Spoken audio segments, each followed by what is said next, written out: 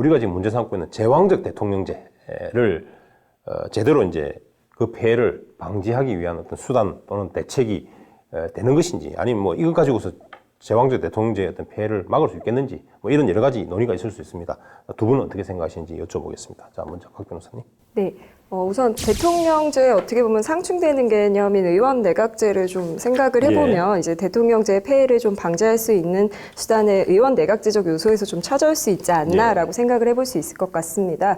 우리나라 같은 경우에는 헌법에 이미 대통령제를 이제 표방하는 여러 가지 이제 문구들이 있습니다. 실제 대통령제를 채택하고 있는 국가인데 사실 의원 내각제적 요소들도 포함이 되어 있습니다. 그중에 그렇죠. 대표적인 게 사실 국무총리라는 개념 자체를 도입한 거라고 볼 수 있을 것 같아요.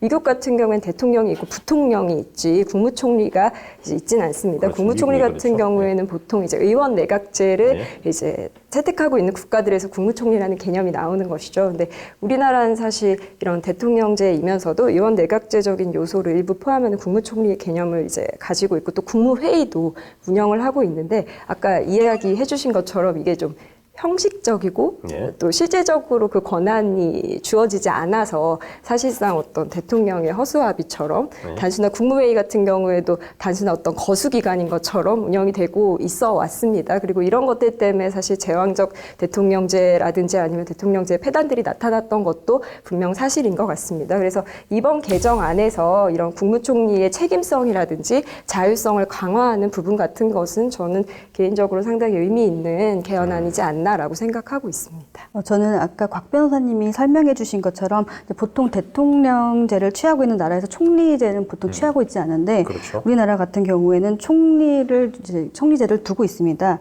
그리고 이제 부통령을 선출하는 식이 아니고 이제 총리 같은 경우에는 대통령이 국회의 동의를 얻어서 임명하는 체제인데요. 그렇기 때문에 대통령의 권한을 분산하기 위해서 총리의 권한을 상향시킨다. 이것은 저는 우리나라의 그런 정치 체계상 맞지 않는다고 봅니다. 왜냐하면 뭐 국회에서 선출하는 직도 아니고 총리직이, 그리고 국민들이 직접적으로 선출하는 총리직도 아니고요. 그렇기 때문에 결국은 대통령이 임명권자인데 그러한 총리의 권한을 높인다고 해서 과연 대통령의 권한 자체가 분산이 되는 것인지에 대해서 저는 그것 자체에 조금 의문을 갖고 있습니다.